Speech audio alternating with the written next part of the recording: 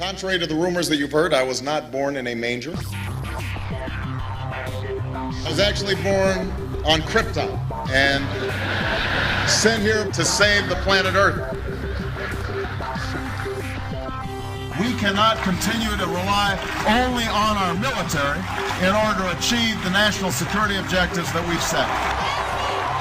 Everybody somewhere between the ages of 18 and 25 will serve 3 months of basic training. We've got to have a civilian national security force that's just as powerful, just as strong. Yes, we can.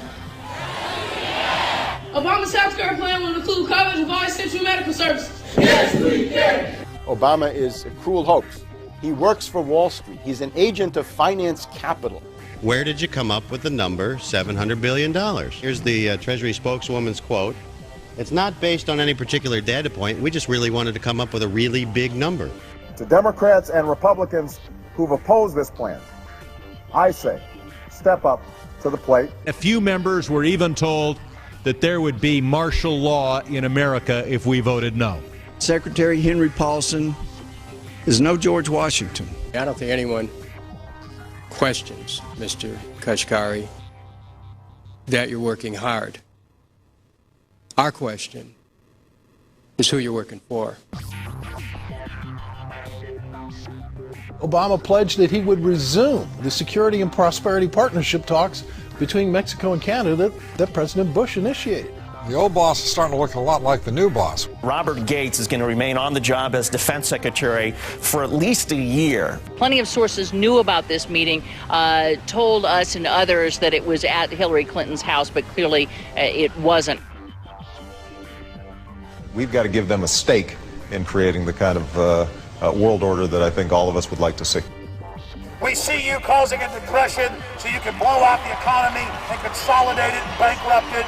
We know that you are enemies of free humanity, and we are here standing against your tyranny.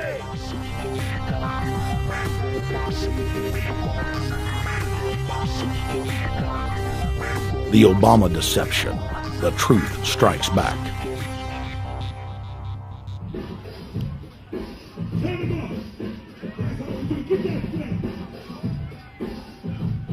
Barack is like the manager of Burger King. All presidents are, including Bush. It's like this: when your fries are cold, if your burger is not done right, you go back to Burger King, America, or your government, and you say, my burger's cold, I want new fries. First, you go to the cashier, that's the courts. You argue to the courts. The courts, if you can't get no justice with the cashier, you say, let me see the manager. I want to go to the Supreme Court. I want to see the president. The manager comes out. Hi, what can I do for you? Now the manager can override the decisions of the cashier, but you never get to see the franchise owner of Burger King. If you really have a problem with your burger, you need to go see the franchise owner. We need to go to the top or to the bottom. We need to go to where the real architecture of government is. And it's not in a president, it's in a global scheme. Politics in America today is identical to pro wrestling. And what I mean by that is, in front of the cameras and the public, we all hate each other. I'm going to kick my opponent's butt. I'm going to whale him from here to high water and beat the crap out of him. Yet behind the scenes, we all are friends going out to dinner. Went to dinner together. And it's all a work. All intermarried. Show business. It's showbiz. And that's what you have today in politics. The Democrats and Republicans aren't really opposed to each other.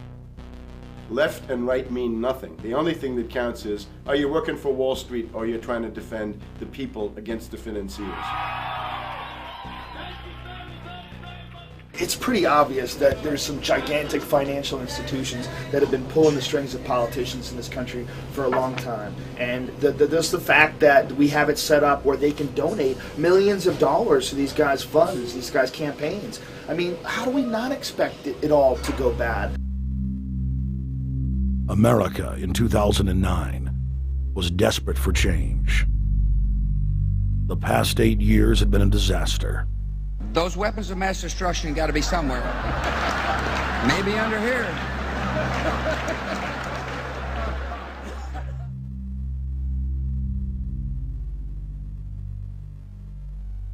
George W. Bush, who had claimed to be a conservative, had tripled the size of the federal government, shredded the Constitution, and destroyed the image of the United States worldwide. Nope, no weapons over there. Endless wars, over 1 million dead Iraqis, and more than 5,000 dead U.S. troops. The Patriot Act,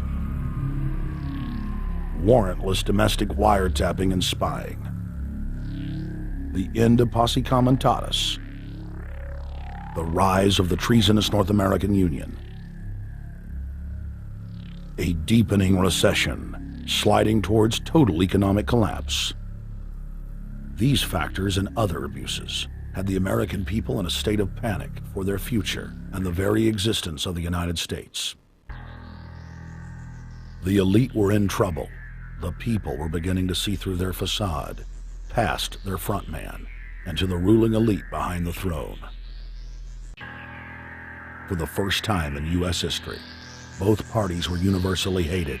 Congress had a 9% approval rating. The globalist agenda had stalled.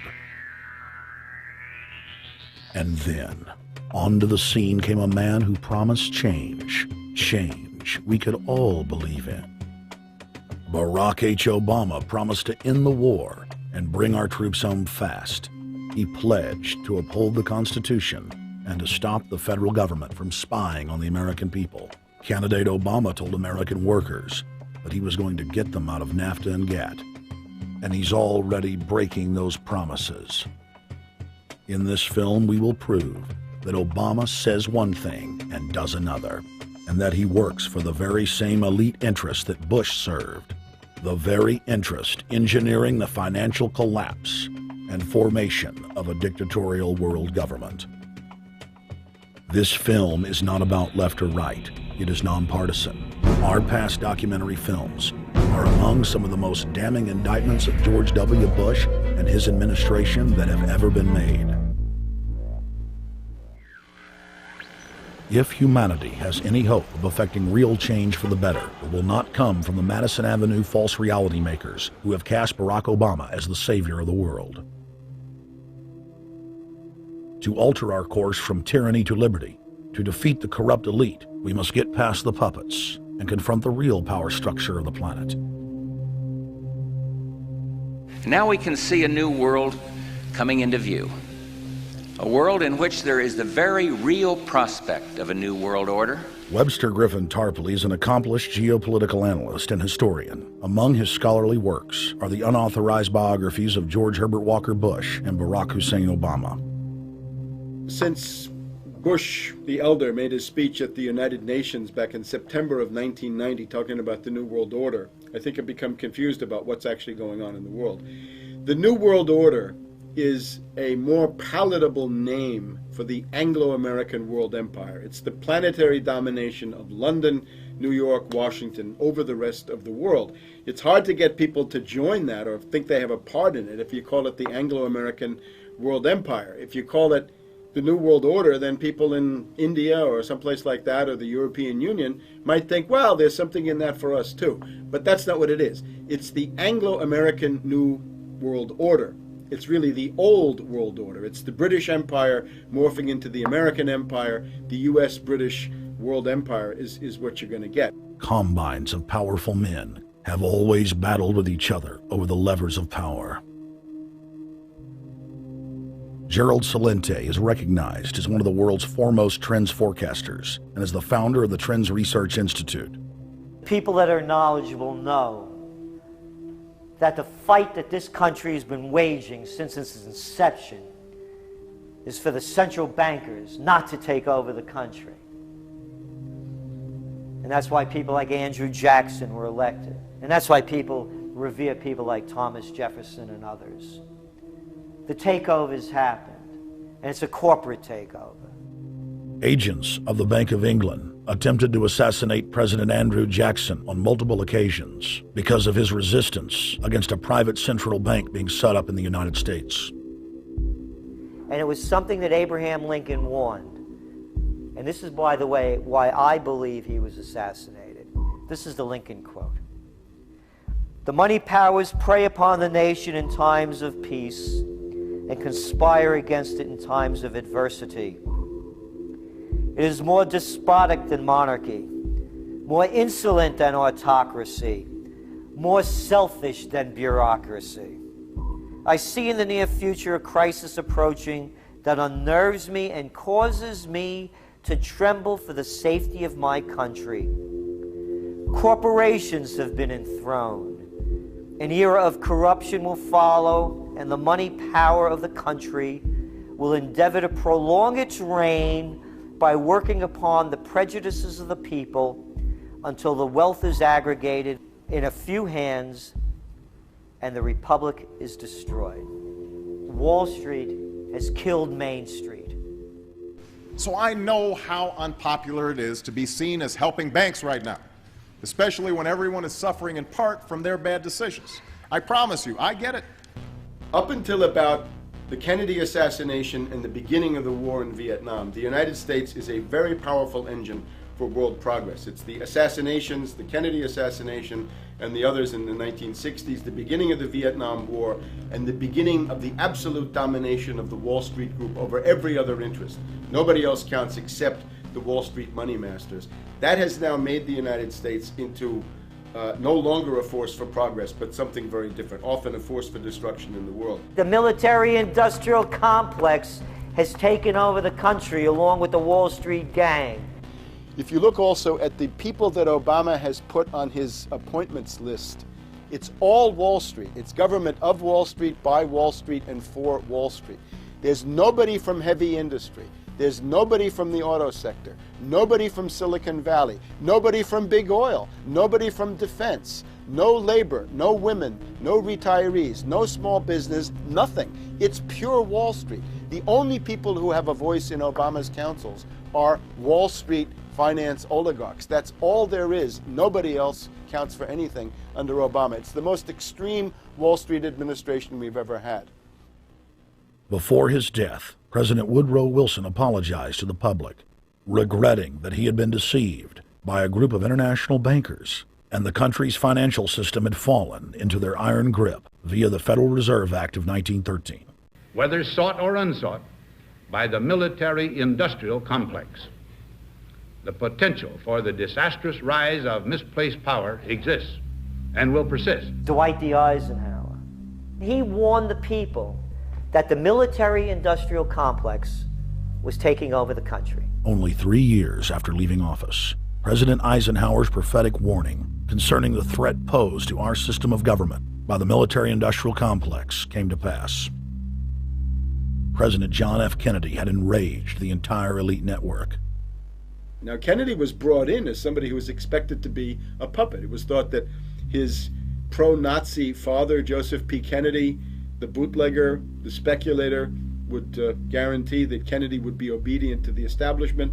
They thought that Kennedy was a sex maniac who could be manipulated through all of this, but it turned out that through his personal suffering, Kennedy had discovered a personal sense of himself which went beyond just being a puppet, and he began to think about things like economic recovery, world peace, having a space program, making deals with the Soviets, cutting the Federal Reserve down to size, and a whole series of other things. Executive Order number 11110, signed by President Kennedy, began the process of abolishing the private Federal Reserve. Kennedy was also pushing for real civil rights reform and had begun the process of pulling the troops out of Vietnam.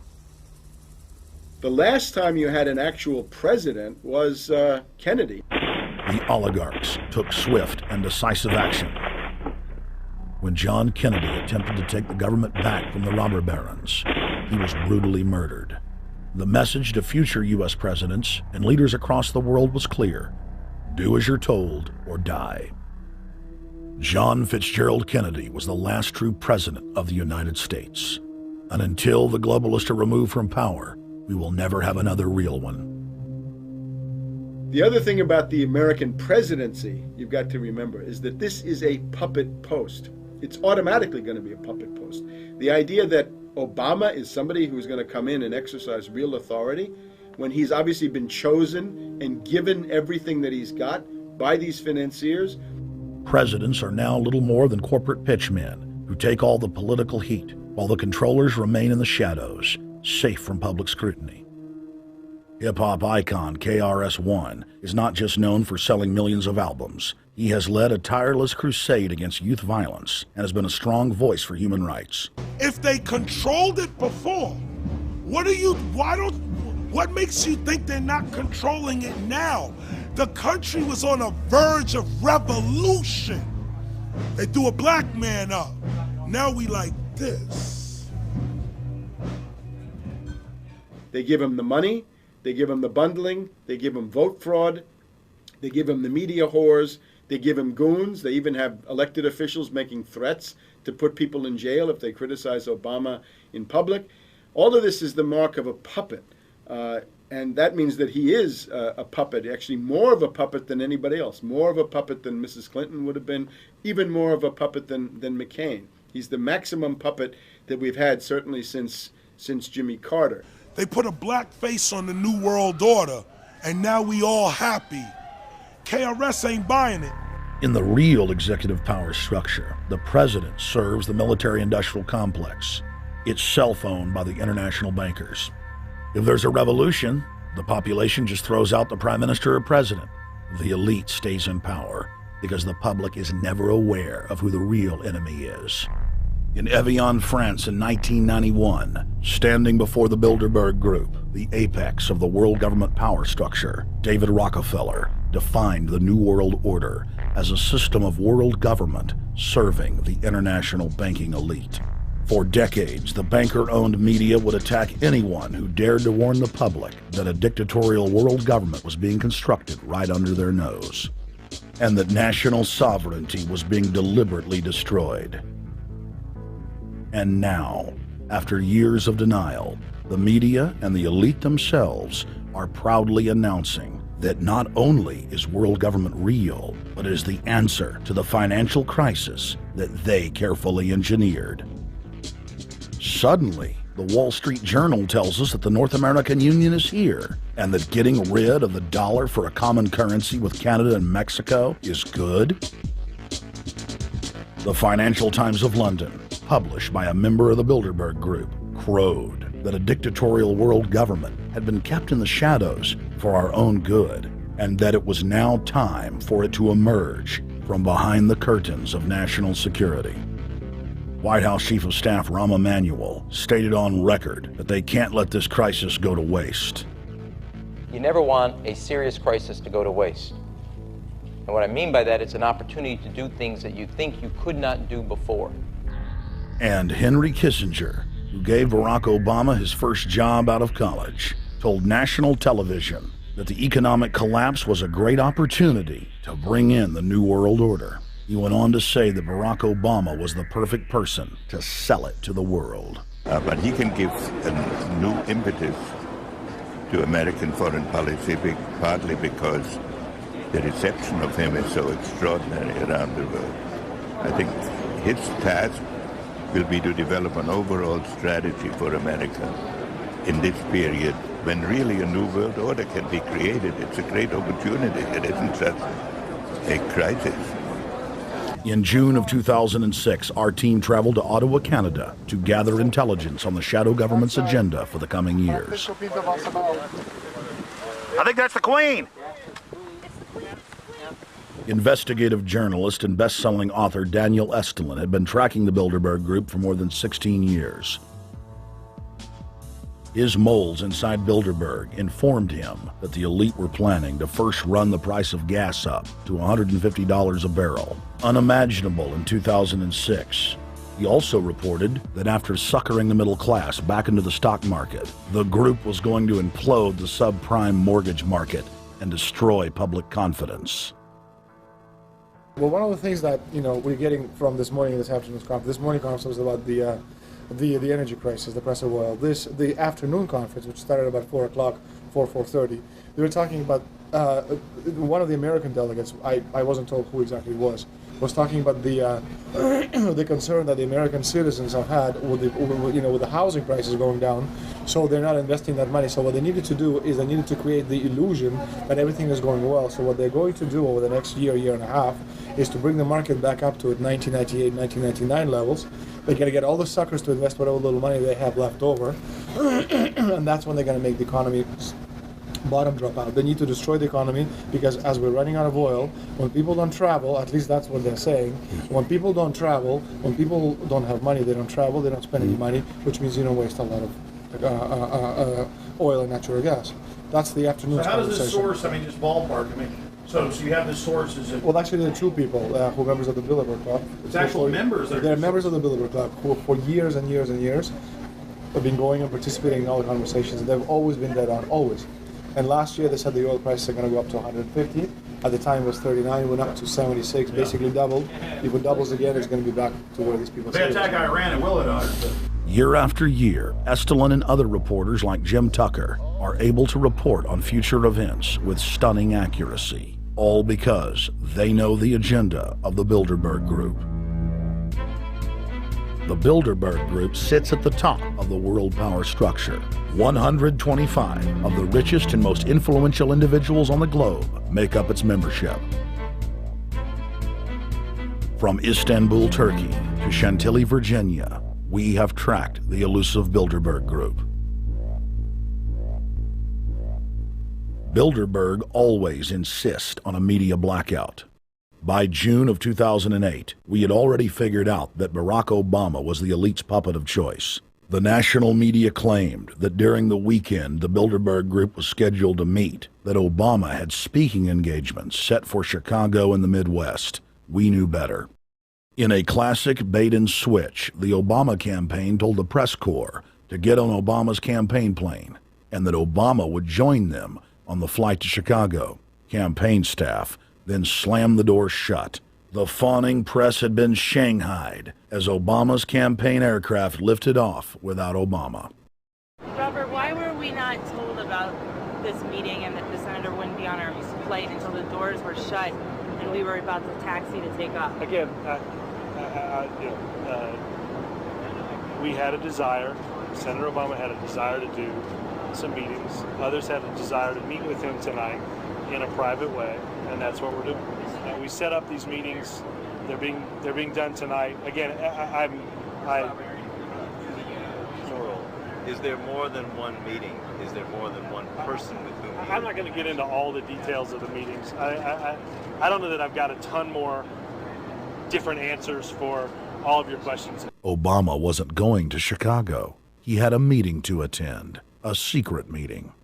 Initially, it was believed that the secret meeting took place at Clinton's Washington, D.C. home. Obama's spokesman denied that, but won't confirm where the former rivals met. He also declined to comment on their topics of discussion. For a day and a half, the mainstream media engaged in a wild goose chase, trying to find out where Hillary and Obama had gone. 3 cover stories later, the corporate press had to admit they had no idea where the 2 candidates had gone. And to this day, Clinton and Obama aren't talking. Plenty of sources knew about this meeting, told us and others that it was at Hillary Clinton's house, but clearly it wasn't. In 2008, the trail led us to the Westfields Marriott Hotel, right outside Washington, D.C. We just flew into Washington, D.C. We're driving to the Westfields Marriott. Tomorrow, the hotel's closed throughout the week into the weekend for the Bilderberg Group meeting. We're going to check in the night before. They're going to kick us out tomorrow. So we're going directly into the belly of the beast. The hotel will be filled with at least 5 spy agencies: CIA, Defense Intelligence, Mossad, European Union security. We checked into the Westfields Marriott 48 hours before hotel guests were scheduled to be thrown out ahead of the annual meeting. The building was nestled in the heart of the military-industrial complex, with the National Reconnaissance Office and Raytheon just a stone's throw away.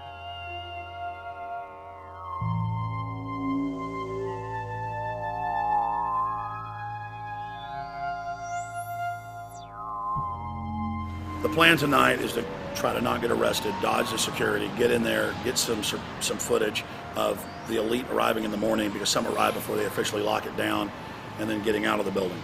That's our plan. I'm also going to be getting a call by a international syndicated radio show, Coast to Coast AM with George Norrie, and all week he's getting briefings from me every night about things as they develop.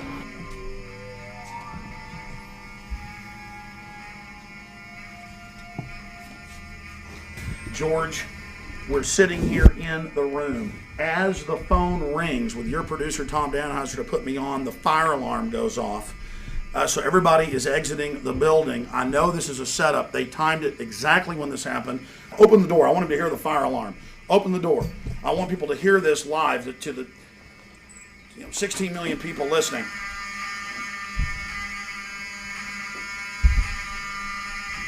George, do you hear that? Now, they're going to use this as an excuse. The Westfields Marriott, right outside D.C. in Chantilly, they want to use this to flush us out of here. They're very upset. Everybody that covers Bilderberg, I was detained 2 years ago, interrogated, screamed at. They said Bilderberg was upset about me, wanted to stop us. This is guaranteed. Everywhere we go, we're followed. We have another hotel across town as a base of operations. They were there questioning us, getting in our faces.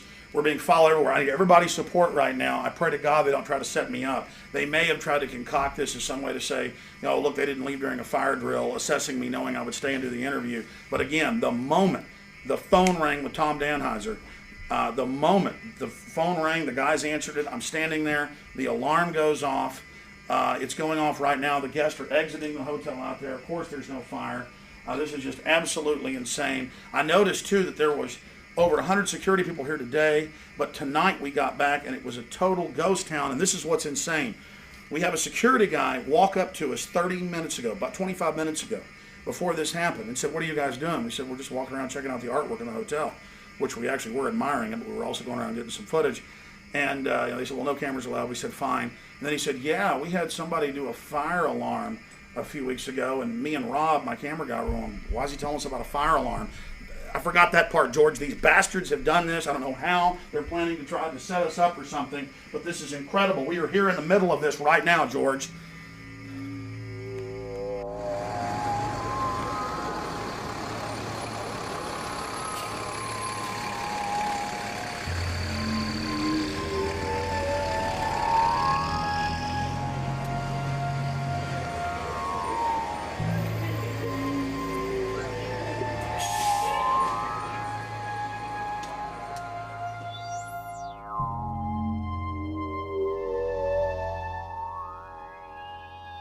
Stay there. Keep it locked.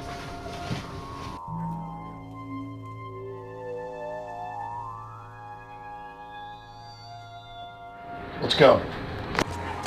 Let's get out of here now, Richard. Don't screw around anymore. We got out of here on exactly the right time. Is this the way out? Yeah.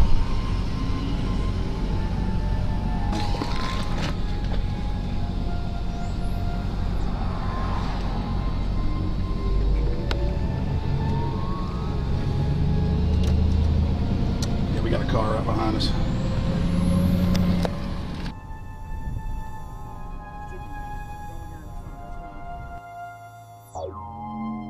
You made about, what, 5 turns and 6 turns? The same car's following us? Now he looks like he's following us into a... He came out of Bilderberg. He came out of the Westfield. Being a little bit solo, but... Not too. So there he is. That's him over there in the blue green car. Yeah.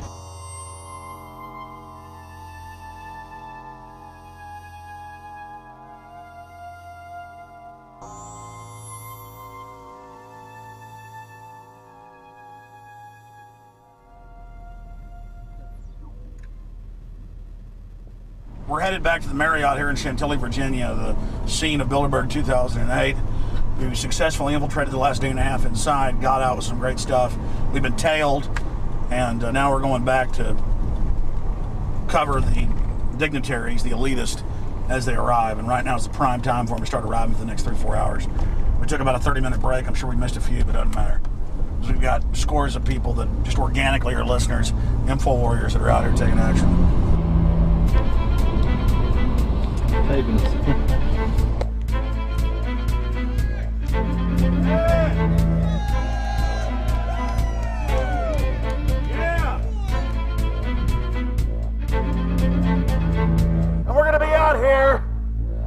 next 3 days, while you try to chart the future of our destiny, we're taking our destiny back. You're not our gods or our masters.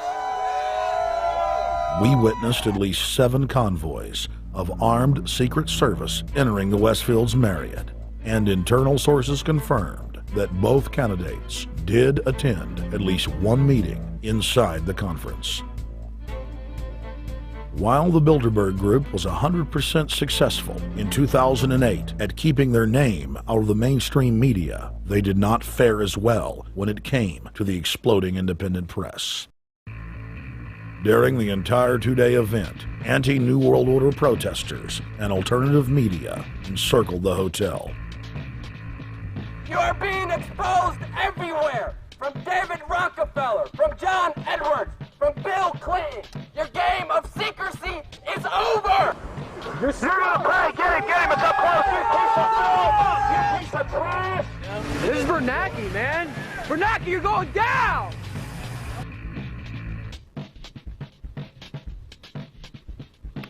Obama, we know you're here, Obama.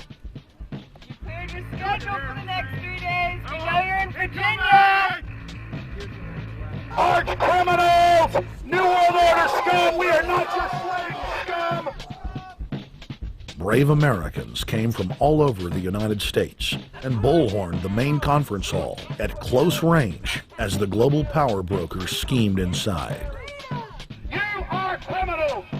You control the central bank, you control the currency, and you're turning our beautiful country and world into a nightmare! The global elite are desperate to keep their organizational meetings a secret. They are keenly aware that if the population discovers that policy is being developed covertly by powerful special interest, the people will revolt. It is our duty to expose these criminals. It's a criminal act under federal law for federal officials to have private meetings to discuss world policy with non-federal workers. So everybody from the State Department, Treasury Department, White House, Defense Department, and others who show up, as they always do, they're committing a criminal act simply by being here to attend a secret meeting with officials from other countries to discuss U.S. policy in the world. So literally it's a criminal act. And every newspaper, every broadcaster has a patriotic duty to expose these scum and the evil they project. The election primaries served as a great diversion, while the true future course of the nation was being set behind closed doors. You've got, obviously, the Bilderberg Group, founded by the former Nazi Prince Bernhard of Holland. You've got the Trilateral Commission, founded by David Rockefeller's Zbigniew Brzezinski. They're the ones who ran the Carter administration. Everybody in the Carter administration, from Carter and Mondale and Volcker and Brzezinski, were all members of the Trilateral Commission. Founding member of rap sensation Public Enemy, Professor Griff, gave us his view of the Obama phenomenon. Barack Obama's been given a pass by the Blue Bloods. He's been given the okay by certain secret societies for them to let him in. I truly believe imperialism and fascism needs a facelift. And that facelift is going to have to be black. And the reason why I believe that, simply because I think they're trying to go into Africa. Well, they're already in Africa. But they want to totally control all the natural minerals that they're going to need to carry themselves into the 21st, 22nd, and 23rd centuries. You follow me? So I think they have to go through a phase of galvanizing the masses of dark-skinned people that truly believe that change needs to come, but the change that they're talking about is not necessarily change for the better as far as the masses of the people. It's probably a better change for them. It's not going to change for us, the little man on the totem pole. And no one looks at the agenda. Long as he positions himself right, have the right tie on, have the right smile, repeats the slogans over and over and drives it home, the average American is just going to swallow it hook, line, and sinker. And we don't even know what the agenda is. Writing in his 1964 book, With No Apologies, Senator Barry Goldwater said, The Trilateral Commission is intended to be the vehicle for multinational consolidation of the commercial and banking interest by seizing control of the political government of the United States. The Trilateral Commission represents a skillful, coordinated effort to seize control and consolidate the four centers of power: political, monetary, intellectual, and ecclesiastical. What the Trilateral Commission intends is to create a worldwide economic power superior to the political governments of the nation-states involved. As managers and creators of the system, they will rule the future. Bilderberg issues executive decisions and prime directives to its subdirectorates for implementation. The Trilateral Commission takes the Bilderberg Group agenda and executes it through regional roundtable groups throughout Europe, Asia, and the Americas. The Council on Foreign Relations serves as the managing roundtable group in the United States sector. The Council on Foreign Relations has dominated every administration since the days of FDR. The way in which they make policy and rule is that they are a polycentric oligarchical system. You have to be a finance oligarch. Remember, this is not a society ruled by generals, not by priests, not by bureaucrats, not by demagogues, none of those, but by bankers. Bankers rule, and the bankers set up these institutions. They set up things modeled on the Royal Institute for International Affairs, Chatham House, and the Milner Round Table of the period right after the Boer War, so even before World War I. You had the British setting up these round tables, institutes with publications and conferences, and this is how they make policy.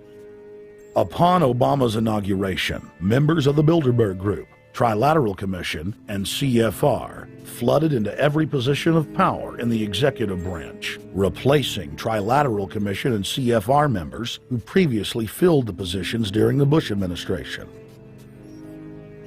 When you look at the U.S. ruling class, you'd have to say that they're a really pathetic bunch of failures and bunglers. They are a miserable excuse for a ruling class. And that's one of the big problems we have, is you go from Clinton to Bush to Obama. What stays the same is the ruling elite that gives these puppets the orders that they act on. And these orders are wrong-headed, let's say the least. They're basically bankrupt. They're going to lead to the collapse of this civilization. What they're doing is using the existence of the United States as a formerly powerful nation state to act out their Wall Street fantasies of world domination and maintaining their capital structures and maintaining their system of looting. And this can't be done. So the basic question is, they've hijacked our country and you got to take it back from them. You've got to drive Wall Street out of the government, and at that point you'd have a reasonable chance of getting back to prosperity and some kind of peace and order in international affairs. We had a chance to speak with economist and author George Humphrey. They have created a power elite, and we're not talking about the millionaire down the street. You can't even be a member of their club unless you're a multi-billionaire. And friends, this is not about rich versus poor. This is about a very, very small handful of the worst criminal element on this planet, manipulating and destroying the good people of this nation and of this world. About this Obama with change. Look at the people he's put in to mastermind the economic recovery. Larry Summers. I love it. Every time they talk about Larry Summers, he's always brilliant. He's another brilliant one. He's the one that helped dismantle the Glass-Steagall Act, the banking act that was put in place in the 1930s, so the banks couldn't become the banksters that they become. In the 1990s, you had the beginning of the derivatives bubble, thanks to people like Alan Greenspan, Rubin, Summers, a lot of the people who are now back in the Obama administration.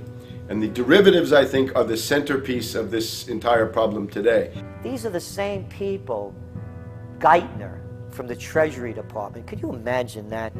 Now we have the U.S. Treasury Secretary, who also is a Robert Rubin protege of the Larry Summers Group, that dismantled Glass-Steagall and broke apart the regulations that would have prohibited the banks and brokerages from becoming these criminals. He was the former president of the New York Federal Reserve, And now he's our Treasury Secretary?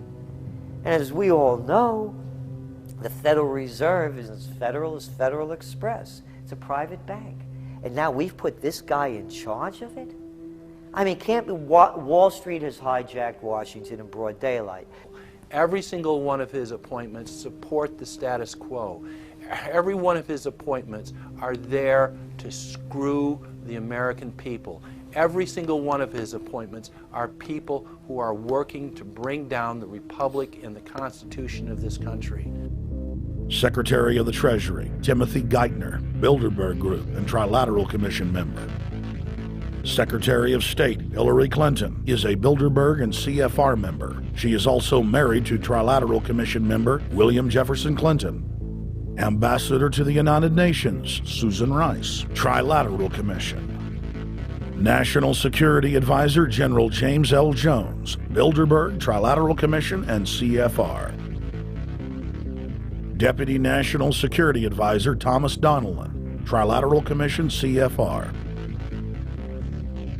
Special State Department Envoy Henry Kissinger, Bilderberg Group, Trilateral Commission, and CFR. Chairman, Economic Recovery Committee, Paul Volcker, Bilderberg Group, Trilateral Commission, Council on Foreign Relations. The Director of National Intelligence, Admiral Dennis C. Blair, Bilderberg Group, Trilateral Commission, CFR. Secretary of Defense Robert Gates, Bilderberg Group, Trilateral Commission, CFR. Deputy Secretary of State James Steinberg, Bilderberg Group, Trilateral Commission, CFR. State Department Special Envoy Richard Haas, Bilderberg Group, Trilateral Commission, and President of the CFR. Obama Presidential Advisor Alan Greenspan, Bilderberg Group, Trilateral Commission, CFR. State Department Special Envoy Richard C. Holbrooke, Bilderberg, Trilateral, CFR. And the list goes on and on. Even if Barack Obama were the most wonderful person in the world, he was groomed and brought to power by the global elite to carry out their agenda. Humanity must look past Obama and realize that presidents come and go, but the shadow government and their program of global enslavement continues. How could people be so stupid and gullible to believe a bunch of political people? So people who voted for Obama were trying to express, I think, first of all, something worthwhile. The hatred for Bush, Cheney, the neocons, the desire to punish the Republicans for their adventures, their police state, and their economic depression. The second question was on the economy. People felt that Bush was selling them down the river into a world depression. He is, of course, the new Herbert Hoover in that regard, so they were trying to get something different from that. The tragedy, of course, is, and this is really why Obama was groomed and prepared over a period of almost 30 years now, that Obama is there to frustrate and to deceive all of those hopes. Obama is a cruel hoax. He's a bogus sham. He's an absolute denial of everything that you'd expect from an American president. It is very disturbing to see well-meaning people falling for high-tech propaganda over and over again. It happened after 9/11. The American people en masse were swept into a mob psychology, irrationally throwing their common sense to the wind and doing whatever the administration told them to. The general public eventually caught on to the fact that George W. Bush was a deceitful thug and that the economy was in free fall. In the midst of it all, Barack Obama was there, speaking out against the abuse of the people at the hands of the establishment. With the election of Barack Obama, the world rejoiced that the United States was no longer in the hands of madmen. But unfortunately for humanity, this was another vicious fraud. I want to like the guy. He speaks gently, he's intelligent, he seems to be a man of peace. He is just as charismatic as they come. But you know what? Is that a tree is really, really measured by the quality of its fruit. And when you kind of put away all the flowery words, when you put away all the rhetoric, when you put away all the rock and roll music, what he does is what's important for the people of this country, starting with the truth. Obama is notoriously a liar. He promised that he would get out of Iraq, I think within 16 months at some point. We had Samantha Power telling the Scotsman that he wouldn't be bound by those promises, and sure enough, he's now not going to be bound by those promises. Obama pledged in hundreds of speeches and interviews that within 6 months of being elected, he was going to bring our troops home from Iraq. But after he was inaugurated, the story changed. Now he said that they would look at bringing some of the troops home in 16 months. 2 weeks later, his story had changed again. Now the administration would look at bringing the troops home in 23 months. Well, Obama's already fudging. He's fudged since day one in this election, where he first said we're getting out. Well, now it's a timetable, and now it's da-da-da, because they're getting to him. They're understanding that, and he ain't going to be able to get him out because people more powerful than him got us in. When he first ran, remember, he was going to take the troops out.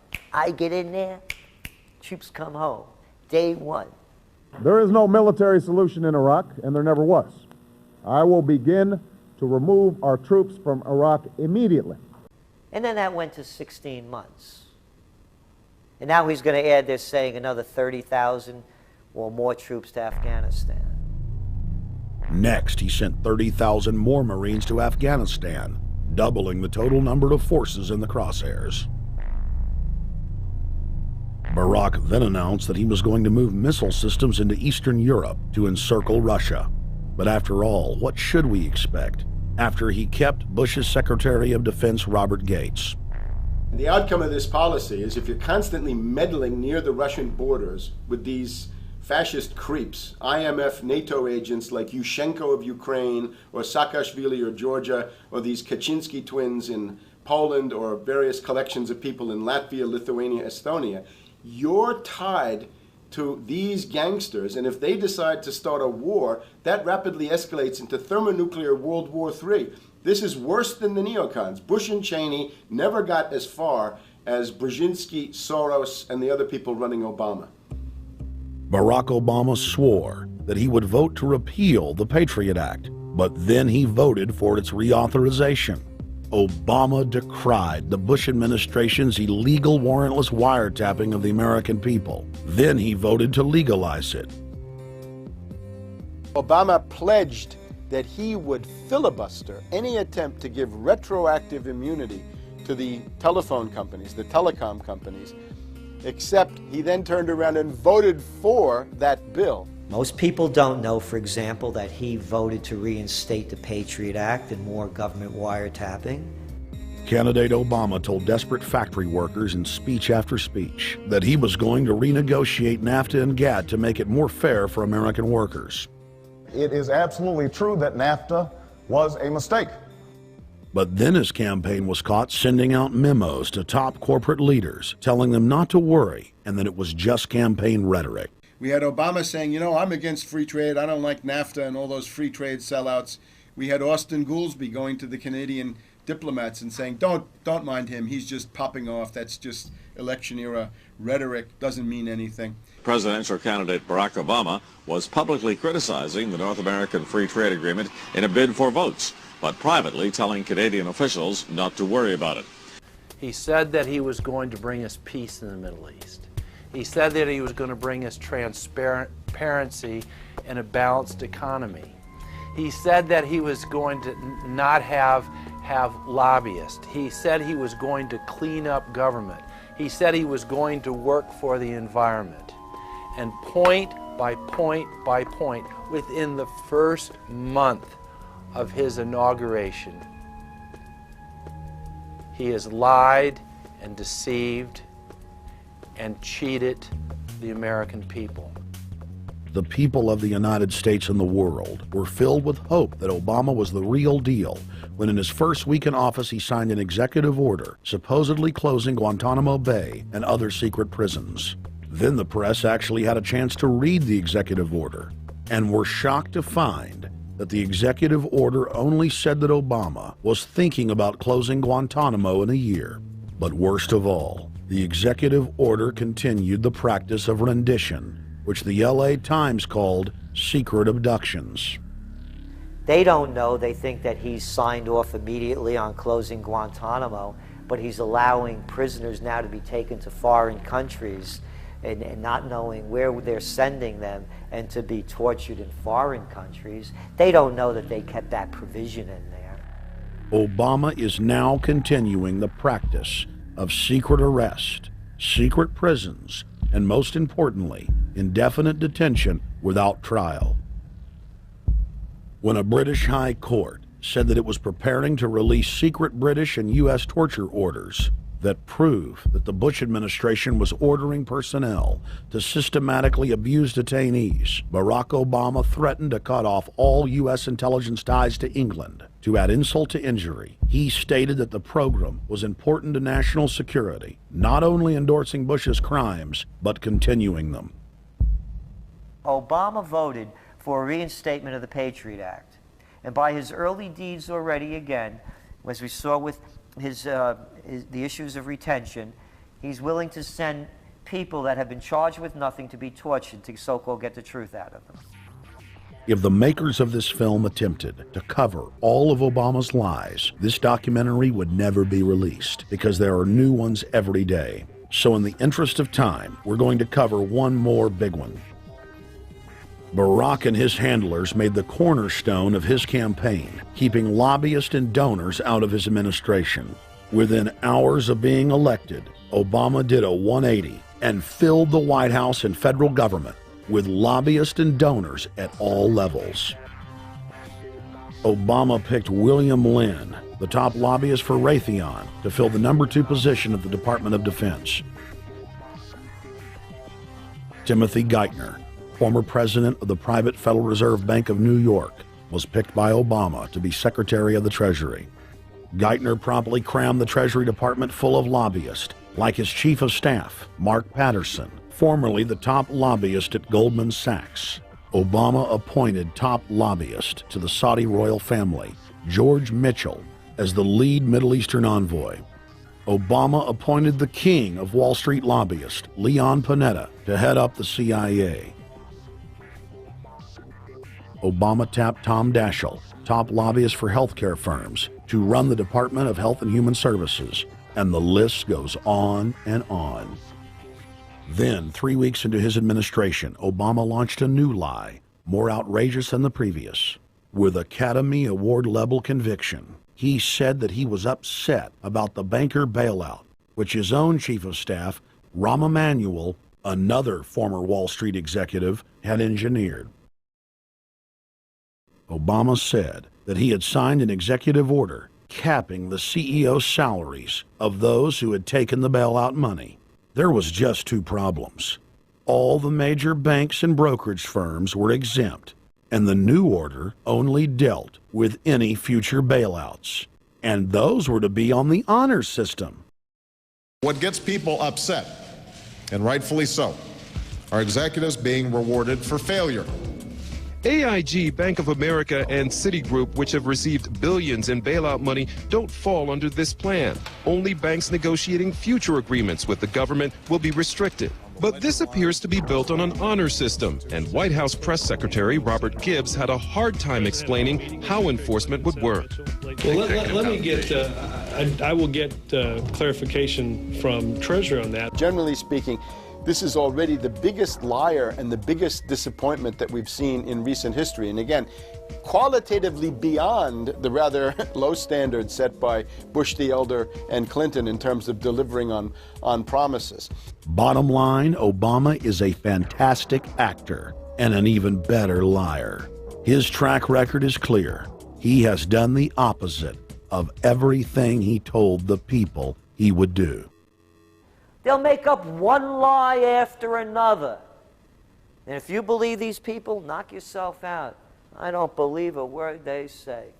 Within 1 month of the passage of the first banker bailout bill, the press reported that over $5 trillion had just disappeared out of the U.S. Treasury. By December, the amount of money that had been stolen had reached $8.5 trillion. The leadership of both political parties circled the wagons and would not discuss where the money had gone. In the bed, in Informed Americans protested the private Federal Reserve System at all 38 of their regional governorship offices. Arrest Bernanke and Paulson! Arrest all the criminals that stole the banker bailout money! It was refreshing to see people standing up against the real power structure, not being distracted by the elite's frontmen like George W. Bush and Barack Obama. We traveled to Dallas, Texas to cover We the People taking on the real enemy. Hey, I want to talk to the workers up there on the parapet. The ones smoking cigarettes and just jump back. You're with the American people, we know that. But understand, ask the workers inside. You're not in a federal government building.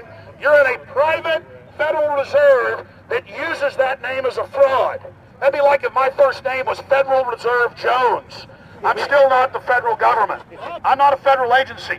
But if I said my name was Federal Reserve, I could go out and pay off politicians and get them to allow me to get into power so I could issue the currency and credit, and then I could buy up the world. That's what these criminals have done. A lot of people think that the Federal Reserve is already part of the government. They're not. It's controlled by cliques of unelected, unaccountable bankers meeting in secret. Most of these people have never even been through the formality of a Senate hearing or a Senate confirmation. They claim that they're part of the U.S. government. They masquerade as if they were part of the U.S. government. But in reality, this is a purely private operation. Jackals, hyenas, raptors, all of them loyal, not to the American people, but to the Wall Street banks, which is where most of them come from. Everyone is pointing to Barack right now, President Obama, as saying, you got to get the economy together. You got to get the economy together. When in fact, the president has very little to do with the economy. It's the Federal Reserve Chairman that at least sets the policy. That's a privately owned company, the Federal Reserve Bank. They set the agenda. These guys are masquerading as a federal institution. They are a private banking consortium, and this is their front, their holding company. The Federal Reserve is not federal. It's a front for a private banking cartel. That's on record in congressional testimony, and they're the ones orchestrating the economic collapse we're seeing right now, so that's why we're here. While at the In the Fed rally outside the Federal Reserve Bank in Dallas, Texas, we spoke with Ron Paul's brother, Wayne Paul. 1913, the Federal Reserve Act was passed, floor of the House, where 3 members of Congress were on the floor. At that time, they only needed a majority of votes to pass it. So in 1913, the Federal Reserve Act was passed. 20 years later, 1933, under Roosevelt, the United States was declared bankrupt. And in 1933, the Federal Reserve Private Bank says, okay, USA, what are you going to pledge as collateral on the debt you owe me? What happened by 1936? Does anybody know? We instituted Social Security system, and you and I and our children and our children's children were pledged as collateral on the debt of our government to the Federal Reserve. And that's where we're at today.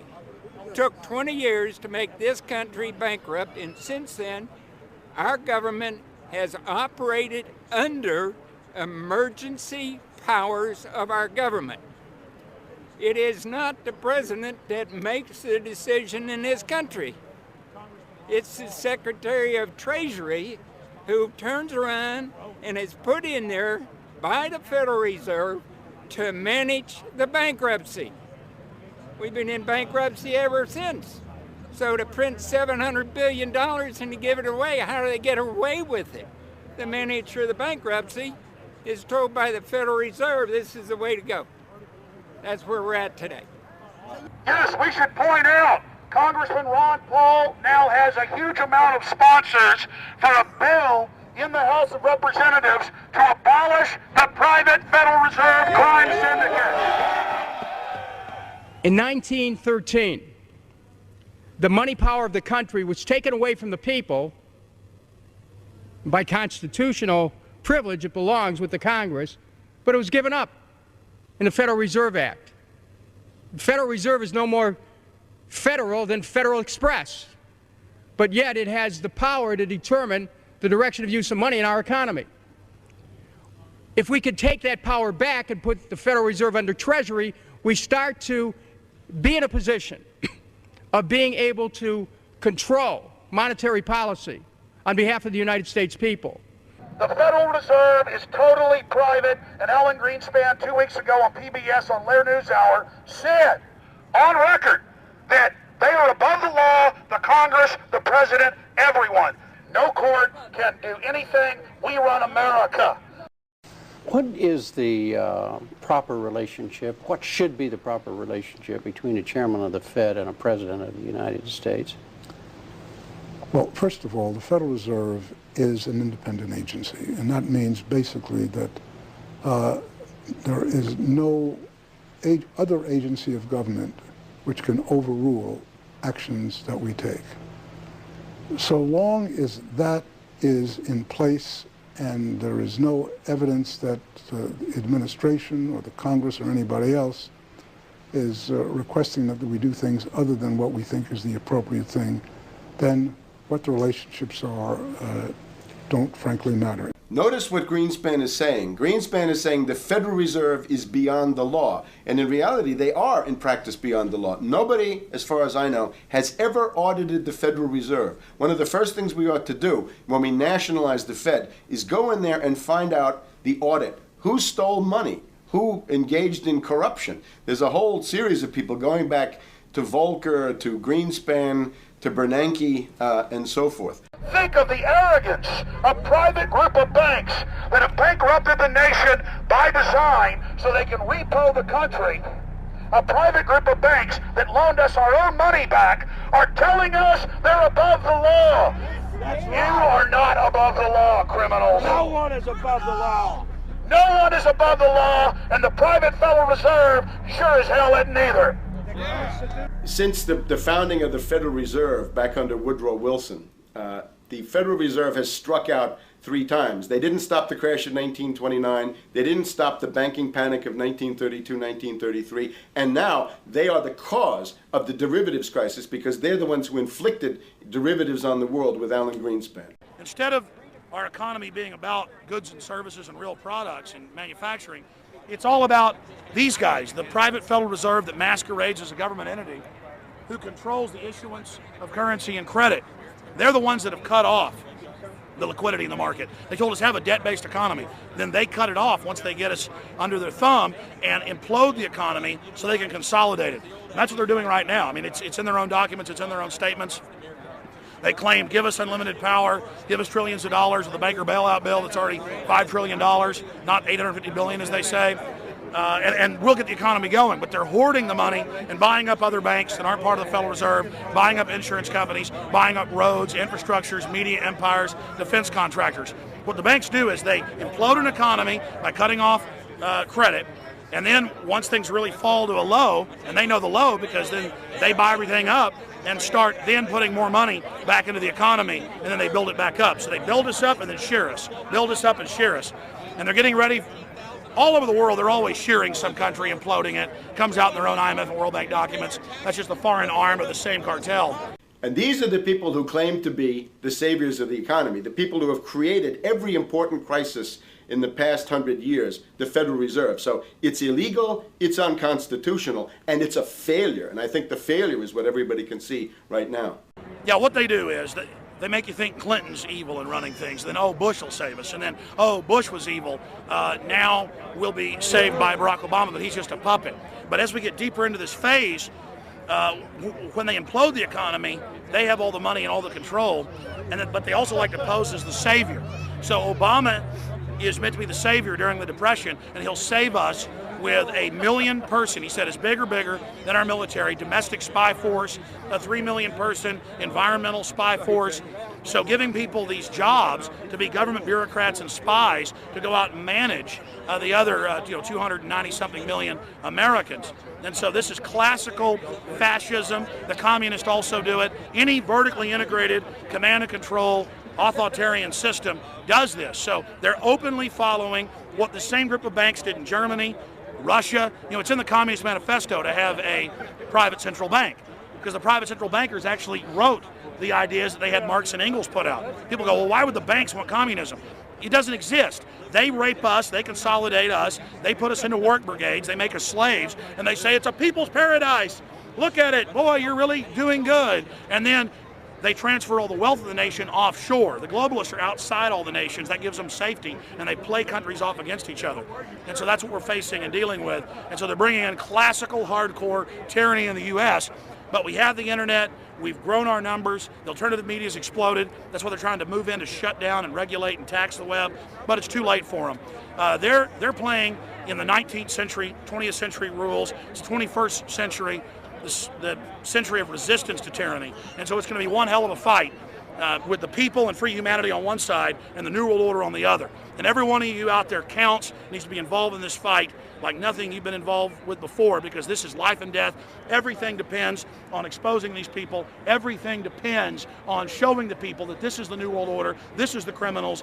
We're dealing with the king rats here, the people that are carrying out tyranny worldwide. And either they fall or we fall. Either worldwide darkness and a new age of tyranny and oppression and with a scientific overlay, or a new age of liberty and freedom and a new renaissance. The choice is the people's out there.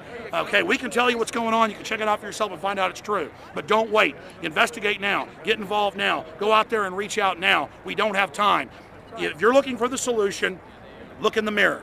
Look right into the mirror, because you out there, men, women, old, young, black, white, doesn't matter. It's going to be up to you if they win or if liberty succeeds and the people have a chance of having any future. These are cold-blooded eugenicists. These are cold-blooded people who think they're God, think that they're our masters, that think that we're animals. These are the guys that funded Lenin and Stalin and Hitler and Mao. These are the guys, it's all on record, that bankroll this stuff. They are hardcore vicious, and they must be resisted.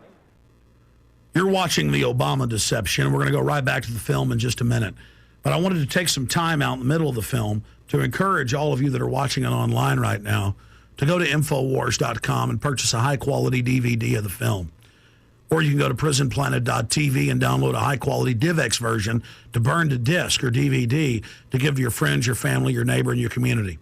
I also want to challenge all the viewers out there to take time out, to write notes as you watch this film, and to check all the claims that we've made for yourself, because I'm confident in the information presented here. And I want you to not trust me, but to know for yourself, to know in fact that Obama is a betrayer and a liar, a Judas goat, a Trojan horse to bring in the one world government. So again, I want to thank you for watching the Obama deception. You can go to Infowars.com and get a high-quality DVD, or watch it in super high quality and burn disc to give your friends, your family, your neighbors, and warn the public at PrisonPlanet.tv. Now let's cut right back to the Obama deception. Up until about the Kennedy assassination and the beginning of the war in Vietnam, the United States is a very powerful engine for world progress. It's the assassinations, the Kennedy assassination, and the others in the 1960s, the beginning of the Vietnam War, and the beginning of the absolute domination of the Wall Street Group over every other interest. Nobody else counts except the Wall Street money masters. That has now made the United States into no longer a force for progress, but something very different, often a force for destruction in the world. That doesn't need to remain that way. The interest of the American people is to fight to take your government back from Wall Street and make the United States a force for progress in the world, which we easily could do if we could just break the power of the people behind Obama. The main banks of Europe, which were started by Adam Weishaupt and Rothschild, the Banque Nationale de Paris, the Bank of England, the Bank of Italy, have all financed the messianic and war leaders of the last 200 years. Napoleon, Lenin, Stalin. They backed Adolf Hitler. They backed Franklin Delano Roosevelt. And they are backing right now Barack Obama. The banking cartel had established a beachhead in 1913 through the Federal Reserve Act. In 1947, they set up a parallel shadow government through the National Security Act. From 47 on, the national security state began the long process of absorbing federal and state bureaucracies, while at the same time undermining the constitutional power of Congress and dominating the executive branch. By controlling the issuance of currency and credit, the private Federal Reserve was able to buy up most of the Fortune 500. And if a company wouldn't sell, the bankers would unleash federal regulators to run them out of business. Private central banks in Europe, the United States, and England took taxpayer money and loaned it at over 30% interest to third world nations. The bankers would then bribe the leaders of those countries not to pay back the loans. Their third world puppets would sign agreements stating that when the country defaulted, the banks would be given all the natural resources and infrastructure of the once sovereign lands. But worst of all, the countries would pledge future taxes paid by the people in perpetuity as profit to the private banks. By the year 2000, there were few nations that had not fallen to the designs of the money power. The globalists were now ready to start their final phase of world government takeover, the destruction of the Western nations' economies. To carry out their final takeover, they first removed banking regulations like the Glass-Steagall Act in the late 1990s. This allowed their front companies to issue unlimited credit to the world and to set up colossal Ponzi schemes, the likes of which the world had never seen. The scams were advertised by the controlled corporate media as completely legitimate. Because of the fantastic returns, private investors, corporations, state and local governments invested heavily. They had taken the bait, hook, line, and sinker. To destroy confidence, in late 2007, the bankers themselves began to badmouth the scams they had created. Next, the central bankers cut off the tsunami of fiat money that they had been using to pump up the bubble. When Congress and the public refused to write the finance oligarchs a blank check, the bankers began to engage in financial terrorism. They said that the world would go into another Great Depression unless their demands were met, further destroying confidence. The stock market instantly had its biggest one-day loss in history, but even that wasn't enough to force Congress to capitulate to the offshore banks.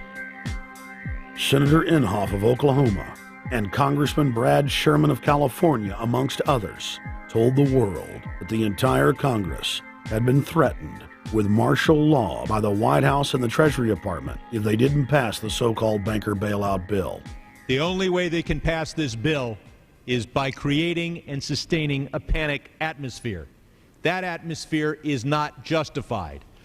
Many of us were told in private conversations that if we voted against this bill on Monday, that the sky would fall, the market would drop 2,000 or 3,000 points the first day, another couple thousand the second day, and a few members were even told that there would be martial law in America if we voted no.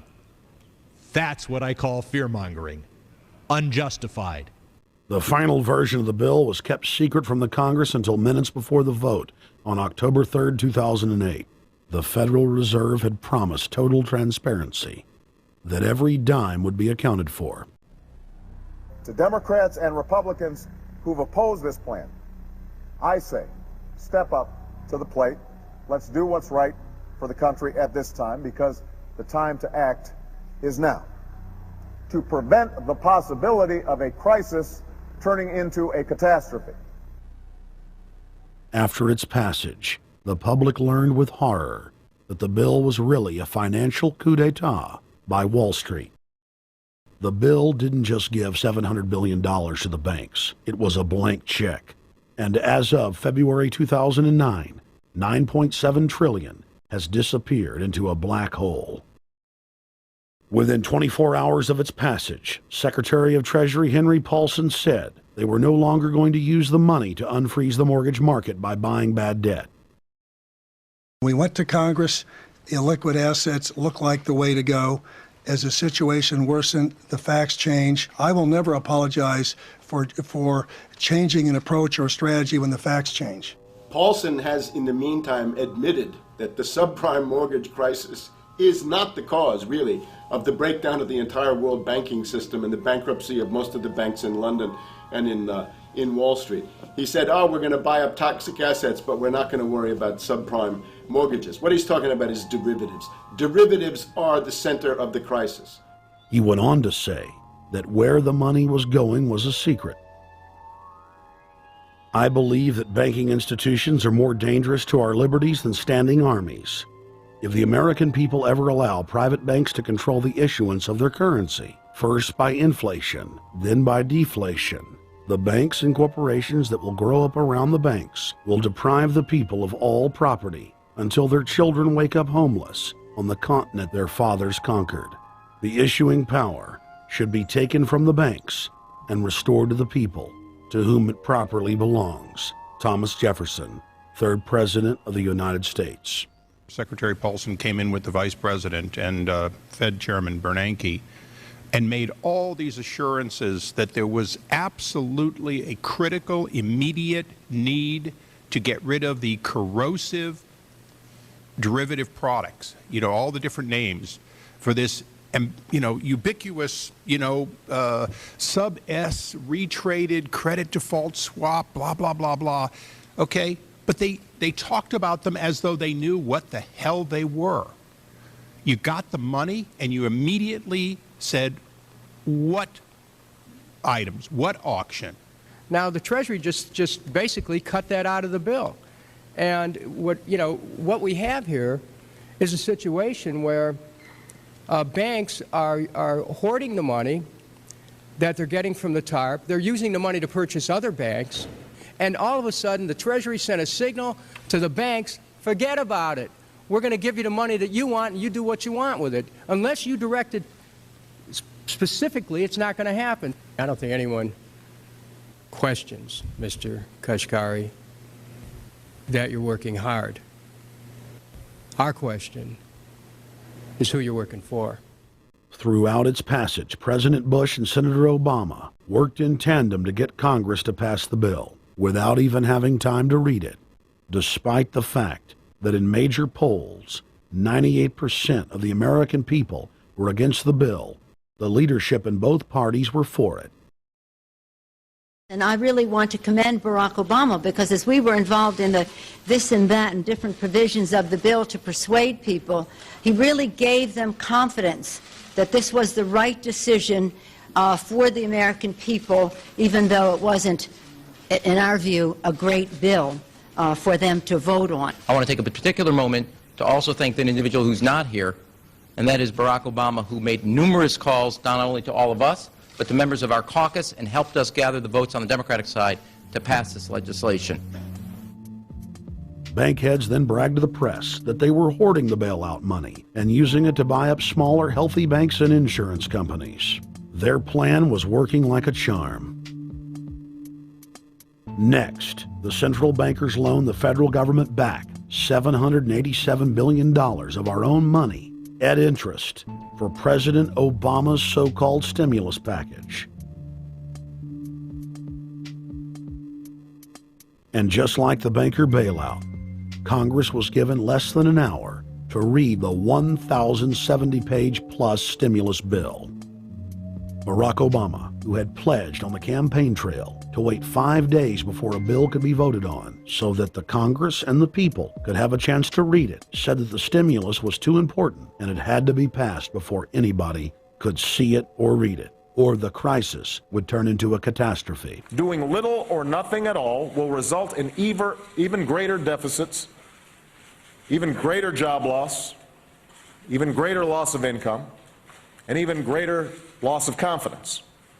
Those are deficits that could turn a crisis into a catastrophe, and I refuse to let that happen. After its Friday passage, in gangster fashion, President Barack Obama took a 4-day vacation and said that there was no rush to sign it. The spending bill was really a takeover bill, designed to further federalize the states and to pay off rich donors that had donated to both parties. As the world slid deeper into depression, the bankers celebrated the fire sale that they had created.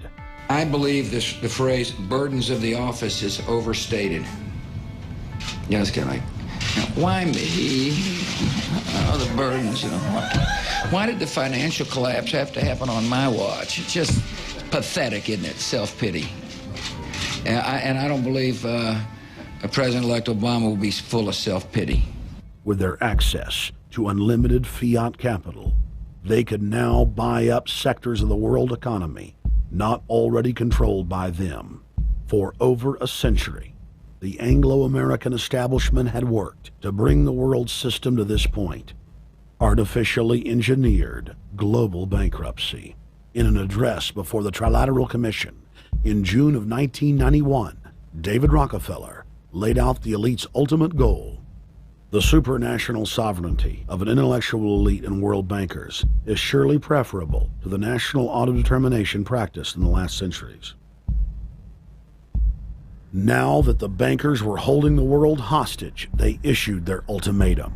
The only solution to restart the global economy would be to set up a planetary government ruled by a new Bank of the World, a Bank of the World owned and controlled by them. Suddenly, hundreds of prominent publications announced the solution, the people's only salvation. Time magazine, in an article titled "The New World Order," said that the new super bank would control the world's currencies and set interest rates, and that the new bank would, quote, knock the heads of bad countries like the United States. At a meeting of central bank heads and finance ministers dubbed Bretton Woods II, the plan for world government was unveiled by the very bankers that had engineered the collapse. Formerly sovereign countries would now pay their taxes directly to the banking cartel. Hundreds of new carbon taxes, controlling every facet of human activity, would only be the beginning. Now all the elite had to do was to sell the public on accepting the final phase of their takeover.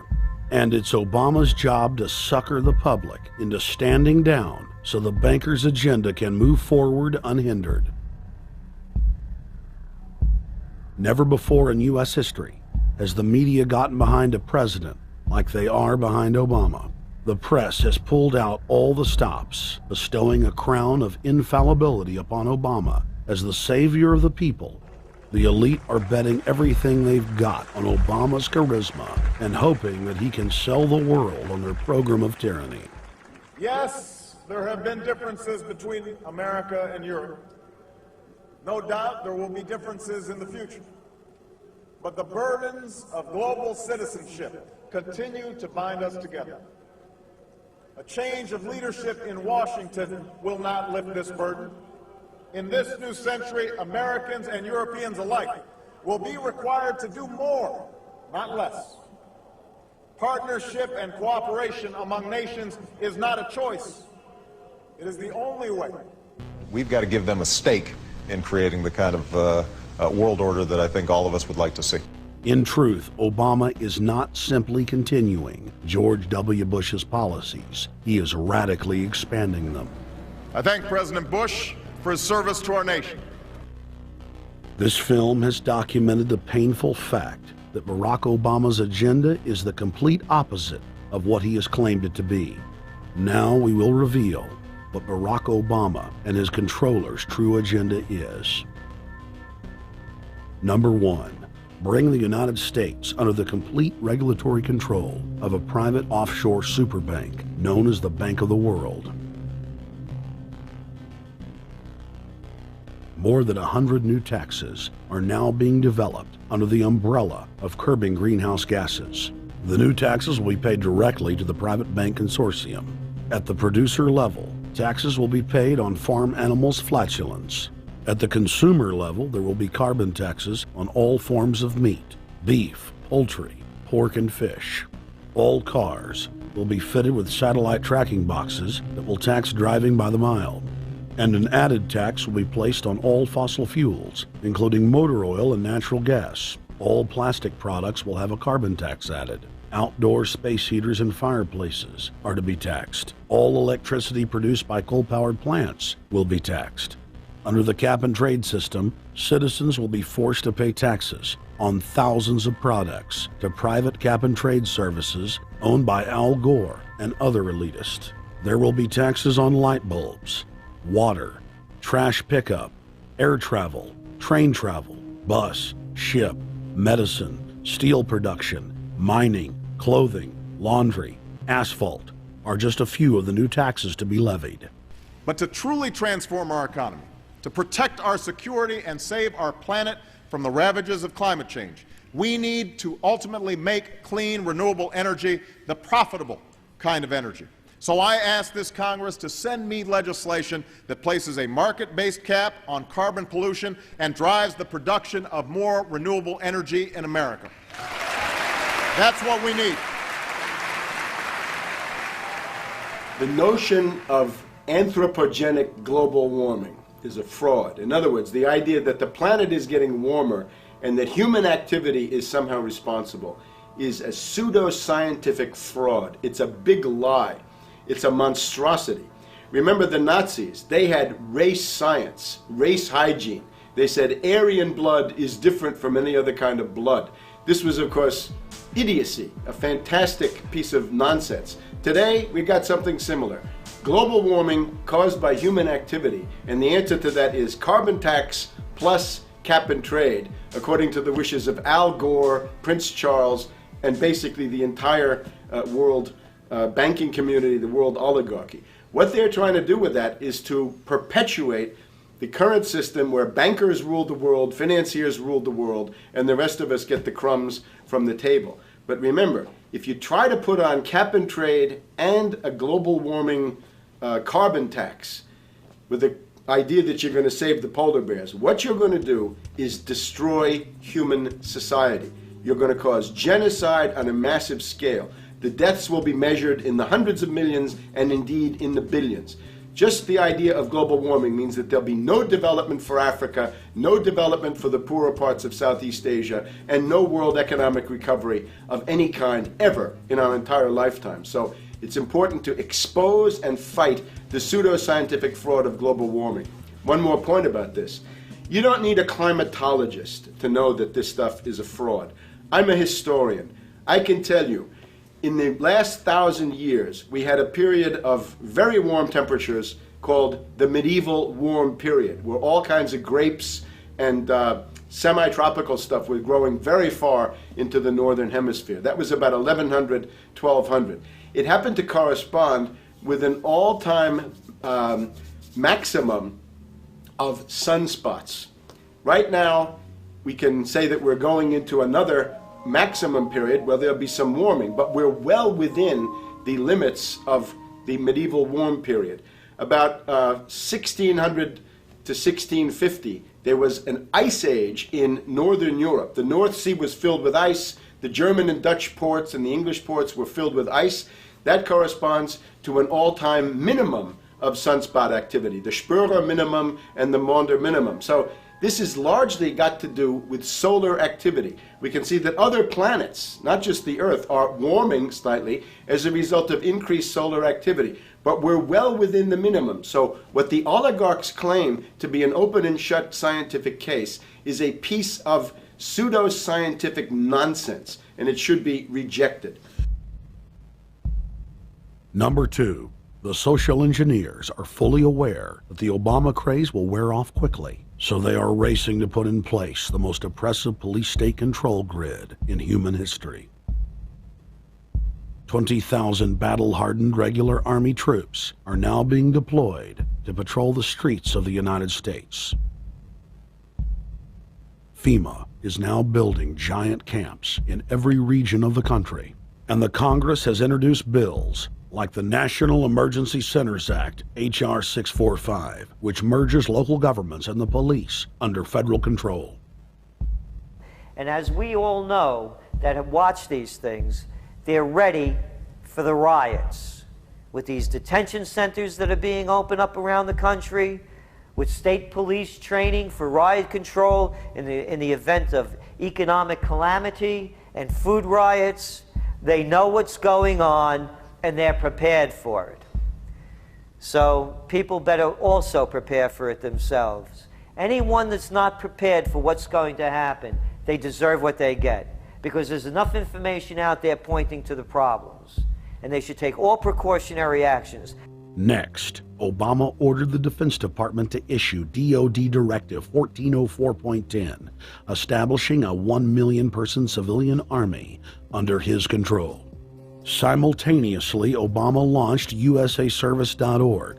The new website deceptively masquerades as a federal agency, but in reality is a recruiting tool building a separate, completely private army outside of government that takes orders directly from Obama's controllers. Barack Obama has refused to rescind Presidential Decision Directive 51, signed by George W. Bush. The directive plainly states the president is a dictator and that Congress is ceremonial. We cannot continue to rely only on our military in order to achieve the national security objectives that we've set. We've got to have a civilian national security force that's just as powerful, just as strong, just as well funded. President Obama and his Chief of Staff, Rahm Emanuel, have repeatedly stated on the record that all Americans below the age of 64 will be forcibly conscripted into federal service. Citizenship is not an entitlement program. It comes with responsibilities. Everybody somewhere between the ages of 18 and 25 will serve 3 months of basic training and understanding in a kind of civil defense. Now, it doesn't always have to be service in uniform. One of the things that if you talk to our generals, they are desperate for is a civilian counterpart to our military forces. So is this compulsory then? Well, you have to, in the sense, it's required of everybody, 18 to 25, 3 months, and at some point at that point you do it. Obviously, I'm not going to say perfect legislation. We'll work that process through. You could do it during a college summer, or you could do it after high school. If you have a demagogue with a fanatical mass movement of personality cultists who is imposing the program of a group of extreme bankers and finance oligarchs, that's fascism.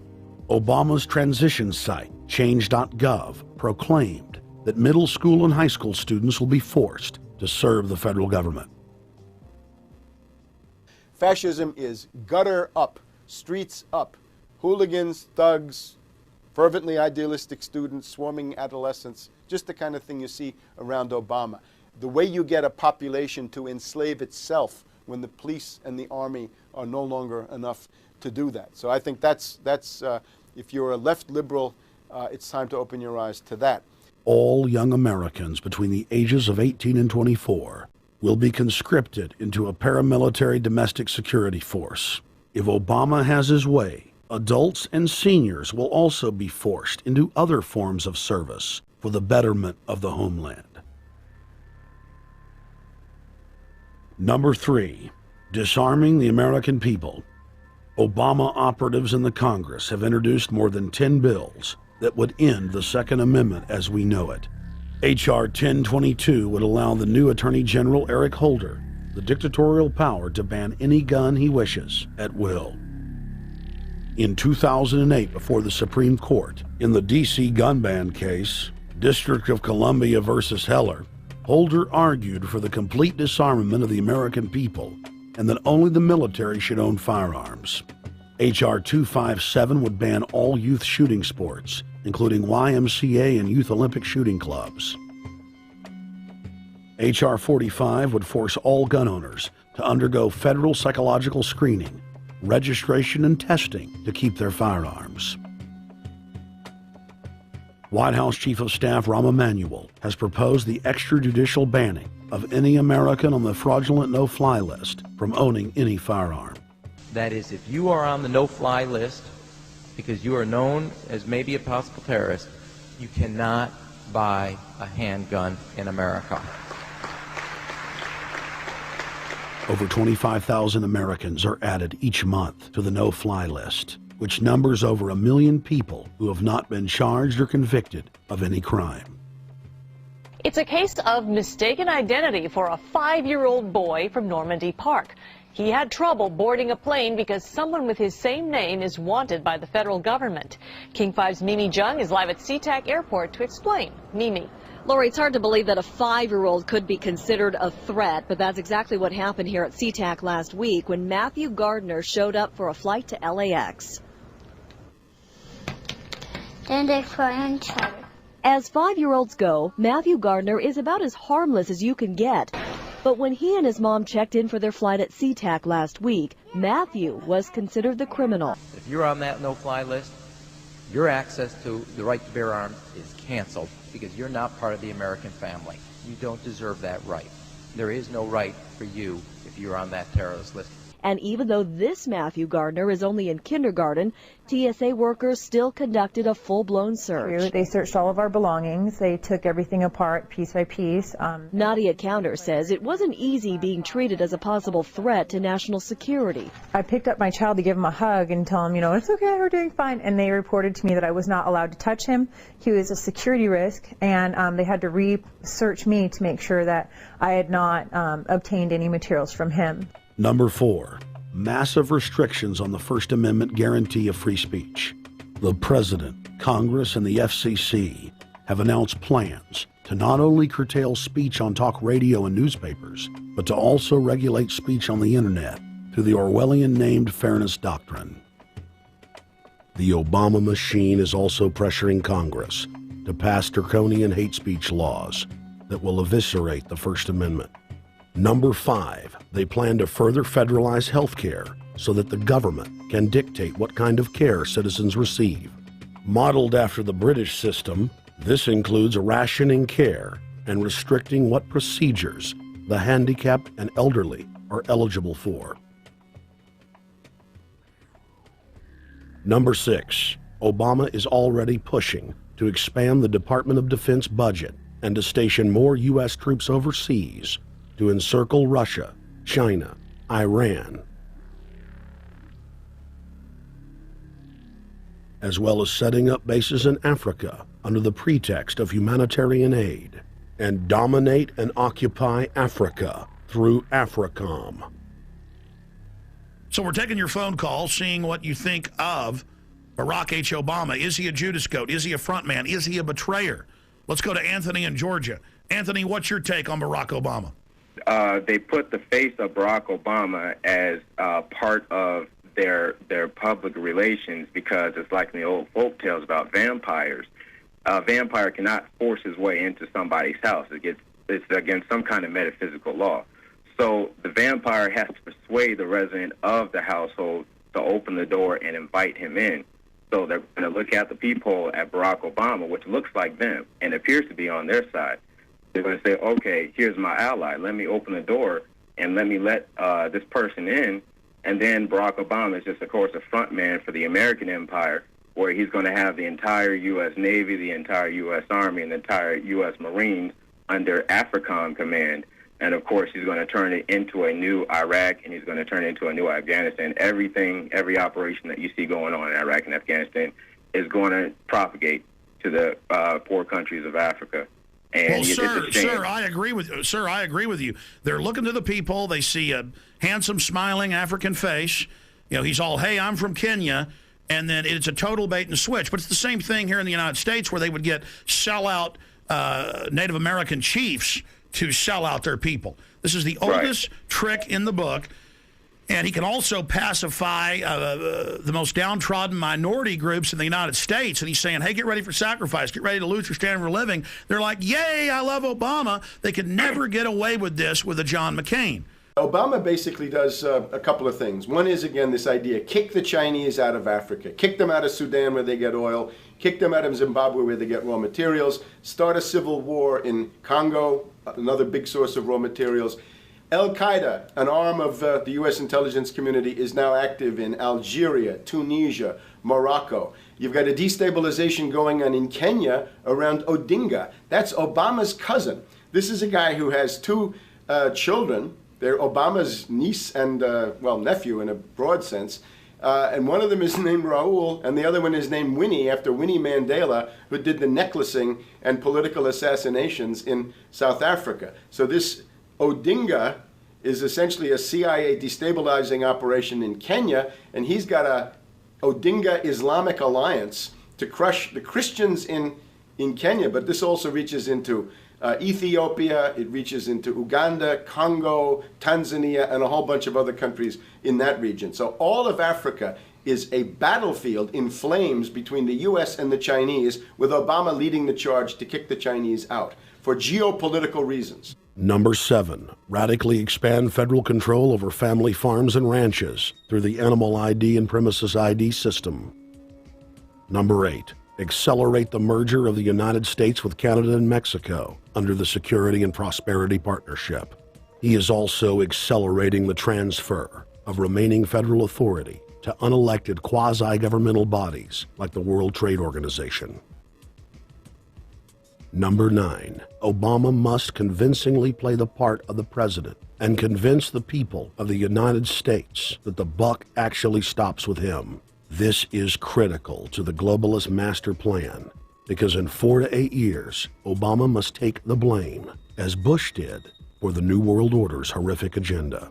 At that point, the elite will put a new puppet in the ceremonial seat of power and build him up as the savior, only to tear them down again. And so the process is repeated over and over. For their program to work, it is essential that the people not learn that the presidency is now nothing more than theater, because if they did, the people would stop looking at the pawns and start looking for the king. Through this system of deceit, the elite's criminal agenda can continue forever because the people waste all of their political energy debating the media spectacle instead of investigating the globalist agenda. Number 10, it's Obama's job to sell the public on globalist policies that aren't in the people's best interest. But the overlords have many salesmen. His most important function is to protect the criminal oligarchs from prosecution while they loot the economy worldwide, start new wars, and engage in torture. They're called Generation O, and they were the key to Barack Obama's White House win. During the campaign, Barack Obama used the internet like no other candidate before him, harnessing the energy of millions of his supporters. But the question now is, what to do with this young, eager, energetic army? This gives Barack Obama and his administration contact information for so many people, so next time he needs to push his legislation, he can contact all these people. Kennedy-esque. I feel as though this was like when John F. Kennedy was elected. Shouting, smiles, and tears. This is the best day of my life! It was the scope of Obama's victory that was most impressive. I saw a photograph of Obama playing basketball. And I said, you know what? I see him as a leader, and that's the world that's in his hands. Own a piece of history, commemorating the day the world changed forever. His confident smile and kind eyes are an inspiration to us all. In summation, Barack Obama is a Madison Avenue created fad. All of the crazed Obama worship, being pushed by the corporate media, is scientifically designed to capture the public in a net of peer pressure mass euphoria. If the New World Order can just distract the public for a few more years, the elite can finish constructing their police state control grid. Now, a lot of times, we don't want to know the issue. Right. We don't want to know the issue. We feel, what do you call this thing where you get this false sense of gratification, but because a black man is in office, everything's going to be all right. No, everything's not going to be all right. Yeah. Until you look into the agenda on what the Democratic Party has been about, is about, and will be about, regardless if Barack Obama is the president or not. And that's real. Barack Obama is the perfect Trojan horse. He makes the people feel like they finally have a place at the table, even as he betrays them. I won't have to worry about paying my mortgage. Oh, it's such a blessing to see you, Mr. President. Thank you for taking time out of your day. Never in my life would think that this would ever happen. Sadly, many Obama supporters can't see what's right in front of their faces because they've already invested their very identity in this artificially created cult movement. Throughout history, it has happened over and over again. People turn their intellect over to cult of personality mass movements, and it's happening again. The evidence presented in this film is documented fact. And those that ignore what history has taught us do so at the peril of us all. As frightening as the information in this film is, there are many things we can do to stop the globalist agenda dead in its tracks. First, we expose the cult of Obama for what it is, a sad hoax. Next, realize that we are all being propagandized 24/7. Investigate all information for yourself, be it political parties, the media, or this film. Be aware of the tricks that the elite use, like the staging of false flag terror attacks and other crises. Rediscover the Constitution and Bill of Rights. Promote a culture of true liberty. There is a reason the internationalists are attempting to destroy the sovereignty of all 50 states. They know it is one of the biggest threats to their domination. The federal government has been completely hijacked by foreign interest, and more than 25 states have recognized this fact and are moving to block the New World Order at the state level by declaring their 10th Amendment powers. But most important of all, there is a huge awakening taking place in the United States and across the world against the globalist agenda. Free people everywhere are joining together and saying no to corruption and tyranny and no to world government. This is the center of endurance, and endurance is what wins wars. Not how many people you kill, but how long can you endure. George Washington lost almost every battle he had, but he endured. He out-endured the British, and that's how the battle was won, endurance. And each and every one of you watching this, every single one of you, is just as important as the people who were our founding fathers, as that you are just as important as the Sons of Liberty who met in the 1770s to philosophize about freedom, to philosophize about a republic, to philosophize about a truly free country with a republic. There's 1 billion people on the planet. It only takes one to change it. Are you the one? There may be everybody in your classroom bugging out. Your whole school may be on fire with kids wilding, bringing guns in. But are you the one? Nature has a way of abundance. Nature puts out a lot of stuff looking for the one. So if you're going to go along with the trend of let's just kill each other, let's disrespect each other, then you're part of nature's plan as well, to be part of just the excess. But if you think more of yourself than just being the excess, you'll do more for yourself. Are you the one? Everybody's not gonna make it, but you have an opportunity to save yourself. Well, we don't have to look back thousands or even hundreds of years to see how dangerous this present-day situation is. We can look back to Bolshevik Russia. We can see the takeover by the Bolsheviks talking about the people's revolution, talking about the positive change. And Lenin came in and then Stalin. The fact is that over 40 million Russians between 1925 and 1940, good Russians, people who were Christians, people who had their own businesses, people who were educated, they were exterminated because they had their own business, because they were educated, because they believed in God's law. We can look over at Germany. Germany was in a very, very terrible economic situation, and this very charismatic leader called Adolf Hitler comes in. He makes the roads good, and he promises a better life for the people. And within 10 years, you see a completely nationalized, centralized, dictatorial situation where millions and millions of people were exterminated. And then we can go to Maoist China. Mao came in, he promised change, he promised a better life, and within 5 years, 60 million Chinese were exterminated. They don't teach that. They don't teach that in the schools these days, and it wasn't that long ago. And I pray to God that this will not happen in the United States. And the way it won't happen is if you and your friends and all of us together take action to say no. This country is too precious. It's too wonderful. It's too good of a place to lay down as a victim. Greatness could arise once we break the shackles of the government that's holding us back. One thing America has more than any other country is an entrepreneurial spirit.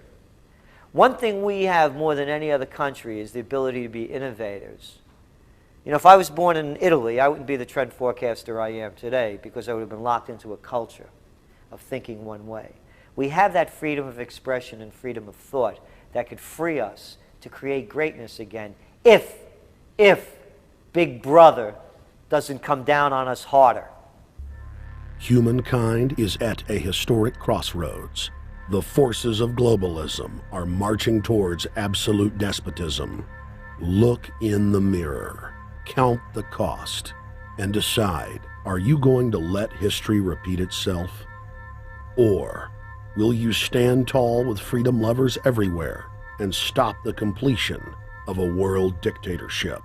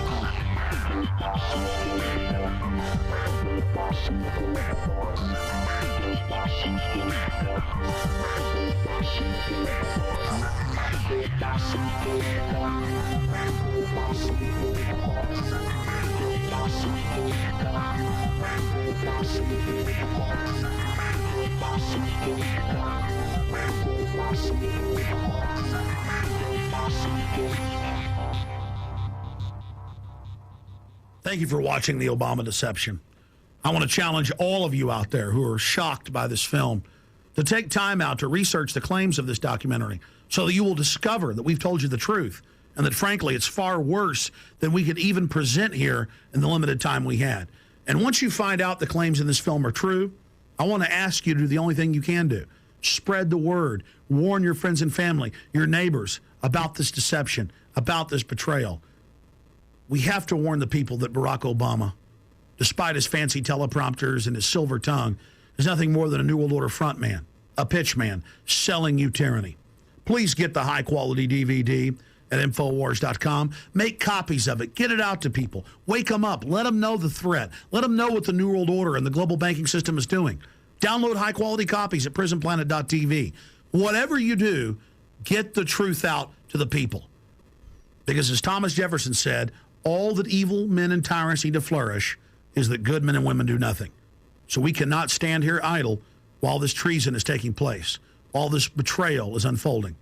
Thank you so much for watching The Obama Deception.